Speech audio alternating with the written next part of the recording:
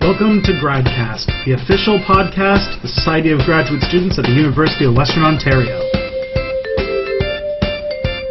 My name is Ramina, and I'm here with co-host Adrienne Borrie.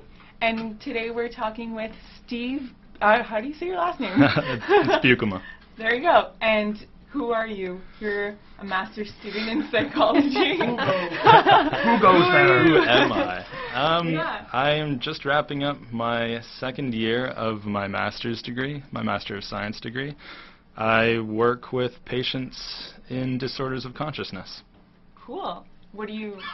Who are these people? What are disorders of consciousness? Can you tell us more? Absolutely. So patients in disorders of consciousness are sort of categorically divided up into either comatose individuals, vegetative state patients, and minimally conscious patients.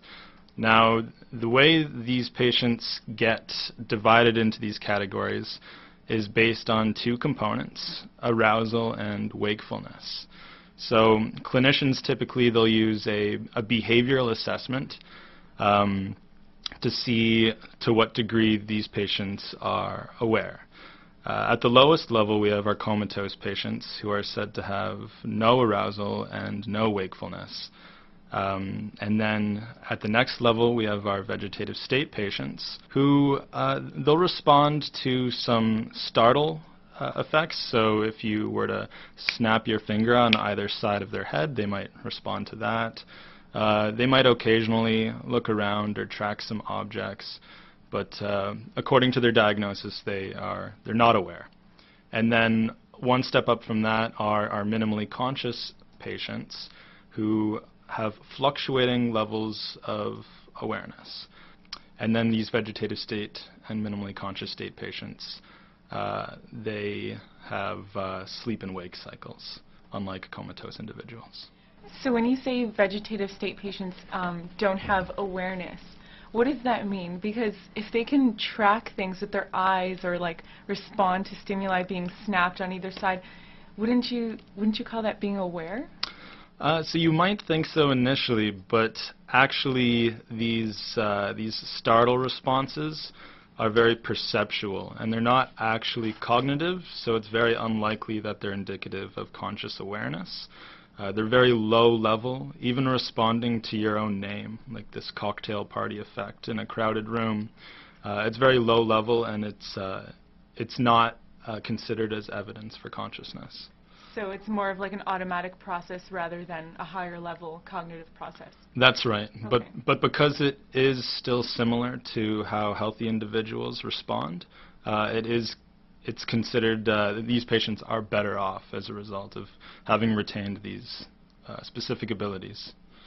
So why do vegetative state patients, they have the sleep-wake cycle, but the comatose patients, they don't?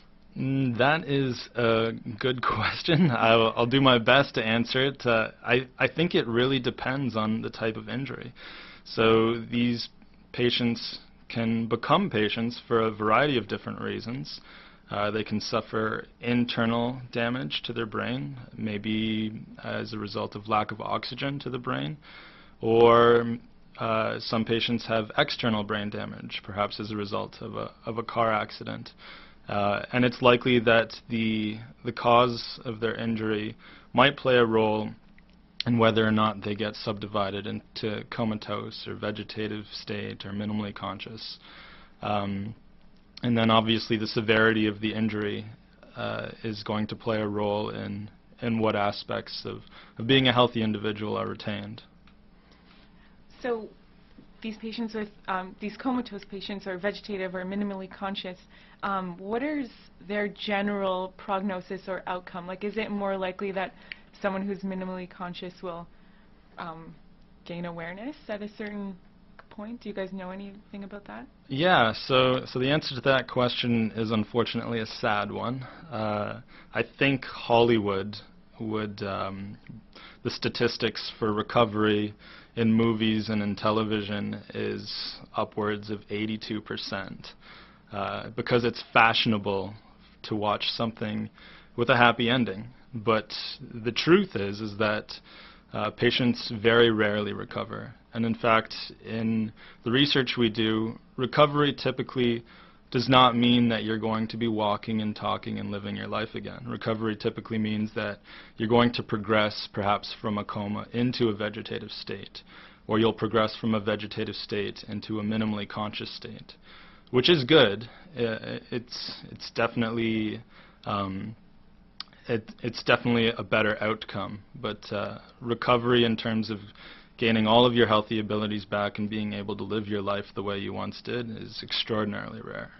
If I may ask, what's the difference between a coma and a vegetative state? So comatose individuals, as diagnosed by a behavioral scale, are not awake, not aware, have low to no level of arousal. So most people are familiar with comatose individuals through movies or television. The patient is essentially just lying there and hooked up to various life support devices, whereas a vegetative state patient, I suppose the best way to describe them is they've sort of regressed into this infantile state where they have sleep and wake cycles like healthy people do. They make noises, they can laugh, and they can cry sometimes, although not necessarily to anything specific. And yeah, the main difference is that higher level of arousal. Okay. So what was it like working with these patients for the first time? Was this just at the start of your master's program you started working with these patients? Yeah, so I've been involved with the research in disorders of consciousness for upwards of 4 years now, I think. But I only started getting a lot of exposure to patients when I started my master's. And at first, it wasn't an easy thing to see, and I think that would be the same for anyone. To see a vegetative state patient for the first time is difficult. You're not really sure how to interact with them. But the obvious answer is that you're supposed to just interact with them like you would with anybody and treat them like a healthy individual. You just have to be a little bit more sensitive. With healthy individuals, we will just toss our EEG equipment on top of their scalps in order to take our measurements. But with patients, you sort of feel this necessity to be more fragile in sort of the actions you do, because you don't know. A healthy individual can tell you when maybe you're being a little bit too rough, or when something is itching them, or when something's uncomfortable. But a vegetative state patient isn't capable of those same things. I'm really curious about the ethics involved for these patients. Who do they have, like a family member who will sign off on, like, yes, they can be part of your research? Or Yeah. So because these patients are by their very nature non-communicative, they have a caregiver who signs off on these types of things. And the way that we gain access to these patients is through the media, and then also through a website of ours where relatives and caregivers can reach out to us, because people really just want to know more about the condition that their relative is in. So interesting. So you're doing research on these patients. What are some of the results or findings that you've come across in your master's program, and then how did you use the EEG to find these sorts of things? Yeah, so there's a variety of different research, really exciting research going on in our lab. What I focus on specifically is language. Language is really interesting because language is one of the things that makes humans uniquely human. It's sort of this device that allows us to communicate about our awareness and about our consciousness with one another. And so we can use electroencephalography, which is essentially just this swim cap of electrodes that we put on top of someone's scalp to measure the electrical fluctuations going on in someone's brain.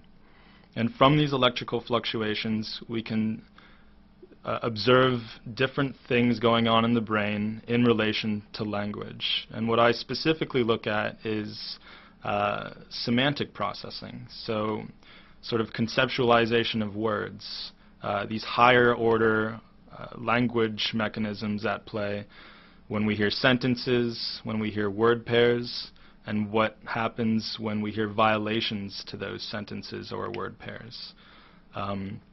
So the brain does this very specific thing when presented with the man drove to work in his car versus the man drove to work in his potato.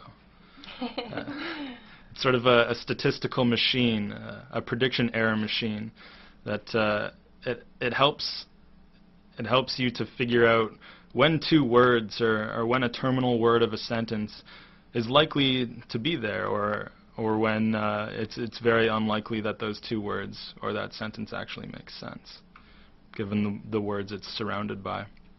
That's so neat. So this EEG really is, it's like a deeper level of measuring how conscious these patients are, because when you're talking about their diagnosis, you're doing really simple tests like a startle response. But with this advanced technology, you can see even more deeply what's happening in the brain, and it's probably more a fine-tuned diagnostic device. Absolutely. So it's no secret in our lab that the clinical behavioral assessment of these patients to give them a diagnosis is massively flawed. There's been misdiagnosis rates as high as 43%, sorry, with just assessing the behavior that these patients do or do not have. And so neuroimaging is definitely needed in order to aid the diagnostic criteria for these patients. Yeah. What are some of the problems with misdiagnosing these patients? So one of the main problems is the diagnosis prescribes that a patient is not aware. When some of the research that my lab has conducted in the past and some of the research that makes my lab as famous as it is today has used neuroimaging to show that that's actually not always the case.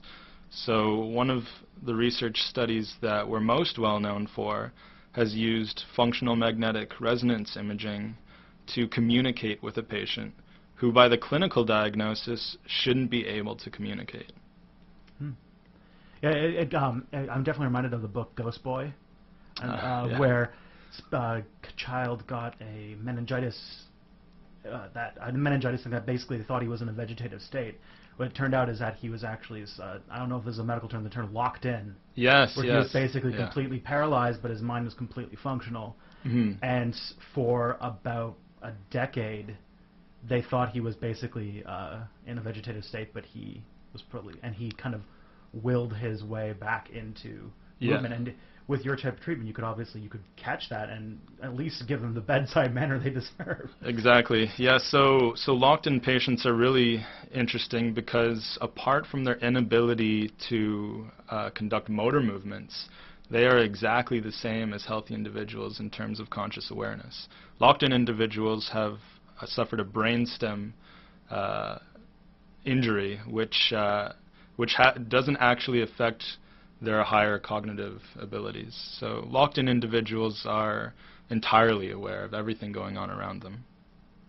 So they don't fall into the disorders of consciousness then, right? No. Okay. So healthy individuals and locked-in individuals are not disordered in their consciousness.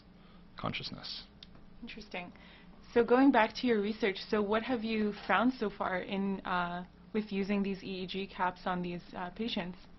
So one of the main things that we're trying to find is whether these patients have higher order conceptual abilities as far as language goes.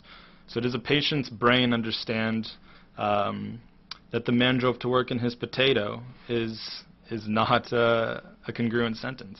Or do they understand that the words potato elephant are very unlikely to go together in a sentence and therefore make up an incongruent word pair.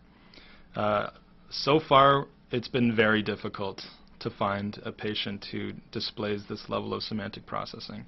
But that doesn't necessarily mean that it doesn't exist. It's just very difficult to find on a single subject level.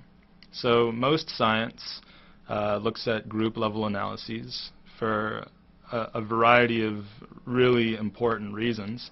We need to get large samples that generalize to the population. We need to smooth out noise in the data by grouping everybody together, and we want to make sure that the effect we're seeing is actually there across a large number of people. But with patients with disorders of consciousness, or any patient with a brain injury, for example, you can't do group level analyses. You can't group them together. Their brain injuries are never the same, and for that reason you can't group them together and treat them like they are. So do you use patients who are in the comatose, vegetative, and minimally conscious state in your research? Do you use all three? I have seen one comatose patient, and the current paradigm that I'm using, I've seen 16 vegetative state and minimally conscious state patients. There's a mix. Okay. And also, last thing, could you, not last thing, but from me for now, could you tell us how do you present them with this paradigm? How are you presenting these word pairs to these patients? Yes. So because they will not always track things, we can't do visual experiments a lot of the time.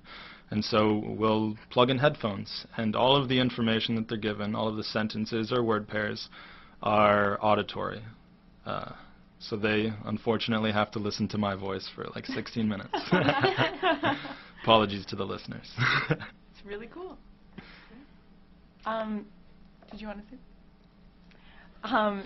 You mentioned before we started talking on live air that you had some interesting results from a patient, and I really would like you to talk about it on air. Absolutely. So I mentioned a couple minutes ago that this higher level conceptual level of language processing has been really hard to achieve in these patients. However, we have witnessed a lower level perceptual effect that is evident in a subset of these patients. And basically it's just saying that some of these patients are able, their brain is able to distinguish between speech and noise in the same way, so a very similar pattern of activation that healthy individuals are. So one of the reasons that we believe going forward that this perceptual effect, this speech versus noise contrast, might actually have prognostic or even diagnostic value is that one of our patients who had a very similar pattern of activation to our healthy individuals ended up recovering 2 weeks after we tested him.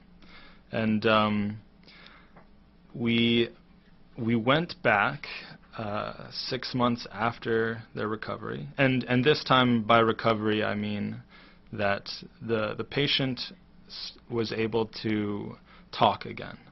They were no longer considered vegetative, though they were still severely brain impaired. They are solving simple math problems, they're eating by themselves, assisted walking, and from my understanding they are improving constantly. And so I thought it would be really neat and really fun to give this patient a memory task. And so that's exactly what we did. We gave this patient a forced choice memory task where on one side of the screen you would see an object or a face that you've never seen before.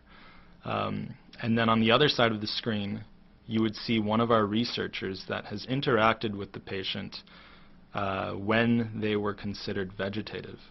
Or in our object block, you would see an object that was used during the behavioral diagnosis.